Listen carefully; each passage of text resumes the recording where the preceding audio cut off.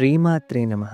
ಇವತ್ತಿನ ವಿಡಿಯೋದಲ್ಲಿ ಶಿವಾಲಯಕ್ಕೆ ಹೋದಾಗ ಶಾಸ್ತ್ರಗಳ ಪ್ರಕಾರ ಯಾವ ರೀತಿಯಲ್ಲಿ ಪ್ರದಕ್ಷಿಣೆಯನ್ನು ಹಾಕಬೇಕು, ಯಾವ ರೀತಿಯಲ್ಲಿ ಪ್ರದಕ್ಷಿಣೆಯನ್ನು ಹಾಕಿದ್ರೆ ಮಾತ್ರನೇ ಪರಿಪೂರ್ಣ ಶಿವಾನುಗ್ರಹ ಪ್ರಾಪ್ತಿಯಾಗುತ್ತೆ ಅಂತ ಹೇಳಿದ್ದಾರೆ. ಶಾಸ್ತ್ರಗಳಲ್ಲಿ ಹೇಳಿರುವ ಹಾಗೆ ಯಾವ ರೀತಿಯಲ್ಲಿ ಶಿವಾಲಯದಲ್ಲಿ ಪ್ರದಕ್ಷಿಣೆಯನ್ನು ಹಾಕೋದು ಅಂತ ನೋಡೋಣ. ಶಿವನಿಗೆ ಅರ್ಧ ಪ್ರದಕ್ಷಿಣೆಯನ್ನು ಮಾತ್ರ ಹಾಕಬೇಕು. ಅದು ಕೂಡ ಯಾರು ಅಂದರೆ ಮದುವೆ ಆಗಿರೋರು ಮಾತ್ರ ಅರ್ಧ ಪ್ರದಕ್ಷಿಣೆಯನ್ನು ಹಾಕಬೇಕು. ಮದುವೆ ಆಗದೇ ಇರೋರು ಪೂರ್ಣ ಪ್ರದಕ್ಷಿಣೆಯನ್ನು ಹಾಕಬೇಕು. ಅರ್ಧ ಪ್ರದಕ್ಷಿಣೆ ಅಂದರೆ ಏನು, ಪೂರ್ಣ ಪ್ರದಕ್ಷಿಣೆ ಅಂದರೆ ಏನು ಅಂತ ನೋಡೋಣ. ಅರ್ಧ ಪ್ರದಕ್ಷಿಣೆ ಅಂದರೆ ಶಿವಾಲಯದ ಎಡಭಾಗದಲ್ಲಿ ಸೋಮಸೂತ್ರ ಅಂತ ಇರುತ್ತೆ. ಅಂದರೆ ಶಿವನಿಗೆ ಅಭಿಷೇಕ ಮಾಡಿದ ನೀರು ಹರಿಯುವ ಜಾಗ. ಆ ಸೋಮಸೂತ್ರದಿಂದ ಶುರು ಮಾಡಬೇಕು. ಶಿವನಿಗೆ ಎಡಭಾಗದಲ್ಲಿರುವ ಸೋಮಸೂತ್ರದ ಪ್ರದೇಶದಿಂದ ನಾವು ಶುರು ಮಾಡಿದ್ರೆ ಮತ್ತೆ ನಾವು ಎಡಭಾಗದಿಂದ ಬಲಕ್ಕೆ ಬಂದು ಶಿವಾಲಯದ ಹಿಂದಿನಿಂದ ಬಳಸಿ ಮತ್ತೆ ಸೋಮಸೂತ್ರದ ಹತ್ತಿರ ನಿಲ್ಲಬೇಕು. ಸೋಮಸೂತ್ರವನ್ನು ದಾಟಬಾರ್ದು. ಯಾರು ಅಂದರೆ ಮದುವೆ ಆಗಿರುವವರು ಸೋಮಸೂತ್ರವನ್ನು ದಾಟಬಾರ್ದು. ಆ ನೀರು ಹರಿಯುವ ಜಾಗವನ್ನು ದಾಟದೇನೆ ಅಲ್ಲಿಂದ ಮತ್ತೆ ಹಿಂದೆ ಬಂದು ಎಲ್ಲಿಂದ ಶುರು ಮಾಡಿದ್ವೋ ಶಿವಾಲಯದ ಎಡಭಾಗದಲ್ಲಿ ಸೋಮಸೂತ್ರ ಹರಿಯುವ ಜಾಗಕ್ಕೇನೆ ಮತ್ತೆ ವಾಪಸ್ ಬರಬೇಕು. ಇದು ಅರ್ಧ ಪ್ರದಕ್ಷಿಣೆ ಶಿವಾಲಯದಲ್ಲಿ ಮಾಡಬೇಕಾಗಿರೋದು. ಅದೇ ಮದುವೆ ಆಗದೇ ಇರುವ ಯುವಕ ಯುವತಿಯರು ಯಾವ ರೀತಿ ಶಿವಾಲಯದಲ್ಲಿ ಪ್ರದಕ್ಷಿಣೆ ಹಾಕ್ಬೋದು ಅಂದರೆ ಅವರು ಪೂರ್ಣ ಪ್ರದಕ್ಷಿಣೆಯನ್ನು ಹಾಕ್ಬೋದು. ಪೂರ್ಣ ಪ್ರದಕ್ಷಿಣೆ ಅಂದರೆ ಏನು ಅಂದರೆ ಸೋಮಸೂತ್ರವನ್ನು ದಾಟ್ಬೋದು. ಶಿವನಿಗೆ ಸಾಮಾನ್ಯವಾಗಿ ಒಂದು ಪ್ರದಕ್ಷಿಣೆಯನ್ನು ಮಾತ್ರನೇ ಹೇಳಿರೋದು. ಶಿವ ಅಂದರೆ ಪ್ರಣವ ಸ್ವರೂಪ, ಓಂಕಾರ ಸ್ವರೂಪ ಆಗಿರೋದ್ರಿಂದ ಒಂದು ಪ್ರದಕ್ಷಿಣೆಯನ್ನು ಶಿವನಿಗೆ ಹಾಕಿದ್ರೆ ಸಾಕು. 3 ಪ್ರದಕ್ಷಿಣೆಯನ್ನು ಕೂಡ ಹಾಕ್ಬೋದು. ಆದರೆ ಶಿವನಿಗೆ ಮದುವೆ ಆಗಿರುವವರು ಅರ್ಧ ಪ್ರದಕ್ಷಿಣೆಯನ್ನು ಮಾತ್ರ ಹಾಕಬೇಕು. ಮದುವೆ ಆಗಿಲ್ಲದವರು ಪೂರ್ಣ ಪ್ರದಕ್ಷಿಣೆಯನ್ನು ಹಾಕ್ಬೋದು. ಅದನ್ನು ನಾನು ಸ್ಕ್ರೀನ್ನಲ್ಲಿ ಹಾಕಿರ್ತೀನಿ.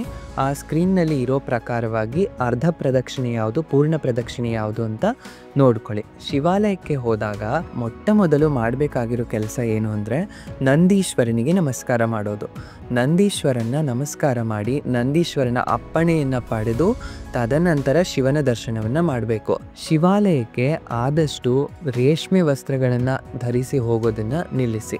ಯಾಕೆ ಅಂದರೆ ಶಿವನಿಗೆ ಹಿಂಸೆ ಇಷ್ಟ ಇಲ್ಲ. ಶಿವ ಯಾವಾಗಲೂ ಶಾಂತ ಸ್ವರೂಪ. ಎಷ್ಟೋ ಹಿಂಸೆಯಿಂದ ಮಾರ್ಪಾಡಾಗಿರುವಂತಹ ಆ ರೇಷ್ಮೆ ಬಟ್ಟೆಗಳನ್ನು, ರೇಷ್ಮೆ ವಸ್ತ್ರಗಳನ್ನು ಹಾಕೊಂಡು ಹೋಗೋದ್ರಿಂದ ಶಿವ ಆ ಹಿಂಸೆಯನ್ನು ಗ್ರಹಿಸ್ತಾನೆ. ಹಾಗಾಗಿ ಹಿಂಸಾಭರಿತವಾದ ವಸ್ತ್ರಗಳನ್ನು ಹಾಕೊಂಡು ಹೋಗ್ದೇನೆ ಬಿಳಿ ವಸ್ತ್ರವು ಶಿವನಿಗೆ ಇಷ್ಟ. ಯಾಕೆಂದರೆ ಶಿವ ಶ್ವೇತಾಂಬರಧರ. ಶಿವ ಯಾವಾಗಲೂ ಬೆಳ್ಳಗಿರ್ತಾನೆ. ಸದಾಶಿವ ಅಂದರೆ ಅದೇ ಪರಮೇಶ್ವರ. ಸಮಸ್ತ ಬ್ರಹ್ಮಾಂಡಗಳಿಗೂ ತಂದೆಯಾಗಿ ಲಲಿತಾದೇವಿ ಜೊತೆ ಸದಾಶಿವನಾಗಿ ಮಣಿದ್ವೀಪದಲ್ಲಿ ವಾಸ ಮಾಡ್ತಾನಲ್ವಾ, ಅಲ್ಲಿರೋ ಇದೇ ಪರಮೇಶ್ವರ ನೀಲಿ ಬಣ್ಣದವನಾಗಿರ್ತಾನೆ. ಇದೇ ಶಿವ ನೀಲಿ ಬಣ್ಣದಲ್ಲೂ ಇರ್ತಾನೆ, ಇದೇ ಶಿವ ಬಿಳಿ ಬಣ್ಣದಲ್ಲೂ ಇರ್ತಾನೆ. ಶ್ವೇತಾಂಬರಧರನಾದ ಶಿವನ ಮುಂದೆ ಹೋಗುವಾಗ ಸಾಧ್ಯವಾದಷ್ಟು ಬಿಳಿ ವಸ್ತ್ರವನ್ನು ಧರಿಸಿ ಹೋಗೋ ಹಾಗೆ ನೋಡ್ಕೊಳ್ಳಿ. ರೇಷ್ಮೆ ಬಟ್ಟೆಗಳನ್ನು ಹಾಕೊಂಡು ಹೋಗೋದನ್ನು ನಿಲ್ಲಿಸಿ.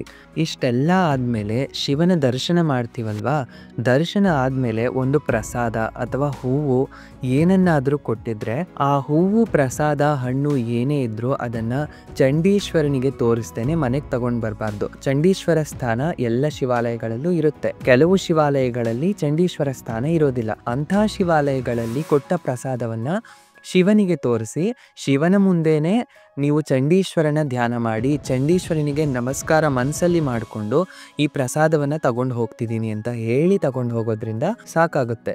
ಚಂಡೀಶ್ವರ ಸ್ಥಾನ ಇರೋ ಶಿವಾಲಯಗಳಲ್ಲಿ ಪ್ರತ್ಯೇಕವಾಗಿ ಚಂಡೀಶ್ವರ ಸ್ಥಾನಕ್ಕೆ ಹೋಗಿ ಚಿಟಿಕೆಯನ್ನು ಹೊಡಿಬೇಕು ಚಂಡೀಶ್ವರರ ಮುಂದೆ. ಯಾಕೆ ಅಂದರೆ ಅವರು ಧ್ಯಾನದಲ್ಲಿ ಕುಳಿತಿರ್ತಾರೆ. ಶಿವ ತನ್ನ ನಿರ್ಮಾಲ್ಯವನ್ನು ತನ್ನ ಪರಿವಾರದವರಿಗೆ ಎಲ್ಲರಿಗೂ ಮುಂಚೆ ಕೊಟ್ಟಿರೋದೇ ಚಂಡಿಕೇಶ್ವರನಿಗೆ. ಚಂಡಿಕೇಶ್ವರನಿಗೆ ಸಮಸ್ತ ಅಧಿಕಾರವೂ ಇದೆ. ಶಿವನ ಸಮಸ್ತ ನಿರ್ಮಾಲ್ಯವೂ ಕೂಡ ಚಂಡಿಕೇಶ್ವರನಿಗೆ ಸಲ್ಲುತ್ತೆ.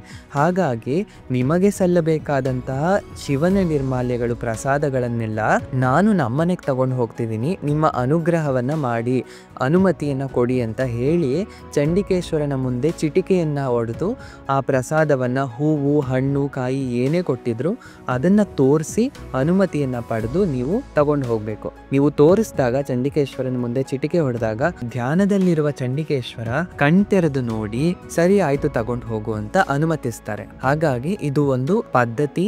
ಈ ಪದ್ಧತಿಯನ್ನು ಪಾಟಿಸಿಯೇ ನಾವು ಶಿವಾಲಯದಿಂದ ಯಾವುದೇ ಒಂದು ವಸ್ತುವನ್ನು ಮನೆಗೆ ತರಬೇಕಾಗಿ ಬರುತ್ತೆ. ಇಲ್ಲ ಅಂದರೆ ಅನುಮತಿ ಇಲ್ಲ. ಮನೆಗೆ ತಂದರೂ ಕೂಡ ಆ ವಸ್ತುಗಳಿಂದ ಯಾವುದೇ ರೀತಿಯ ಪ್ರಯೋಜನವಿಲ್ಲ. ಶಿವಾಲಯದಿಂದ ತಂದ ಒಂದು ಹೂವಿಗೆ ಎಷ್ಟು ಶಕ್ತಿ ಇರುತ್ತೆ ಅಂತ ಶಿವಪುರಾಣದಲ್ಲಿ ಇದೆ.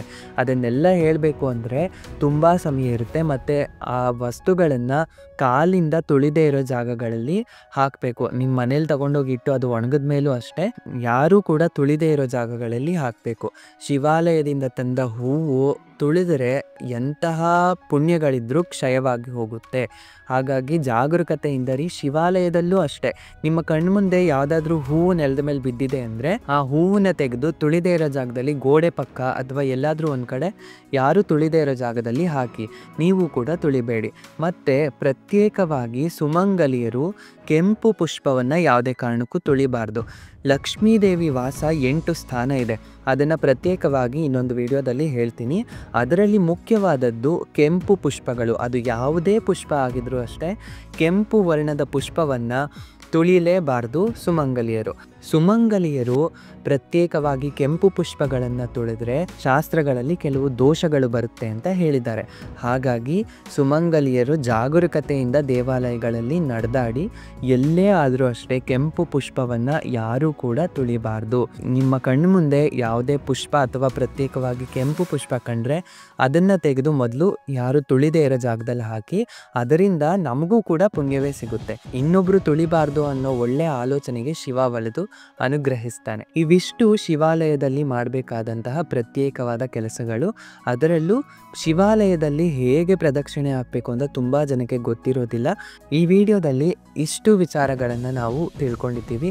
ಈ ವಿಡಿಯೋ ನಿಮಗೆ ಇಷ್ಟ ಆಗಿದ್ದರೆ ಲೈಕ್ ಮಾಡಿ, ಕಮೆಂಟ್ ಮಾಡಿ, ಇನ್ನಷ್ಟು ಜನಕ್ಕೆ ಶೇರ್ ಮಾಡಿ, ಈ ಚಾನೆಲ್ನ ಸಪೋರ್ಟ್ ಮಾಡಿ, ಸಬ್ಸ್ಕ್ರೈಬ್ ಮಾಡ್ಕೊಳ್ಳಿ ಅಂತ ಹೇಳ್ತಾ ಈ ವಿಡಿಯೋನ ಇಲ್ಲಿಗೆ ಮುಗಿಸ್ತಾ ಇದ್ದೀನಿ. ಎಲ್ಲರಿಗೂ ನಮಸ್ಕಾರ. ಶ್ರೀಮಾತ್ರೆ ನಮಃ.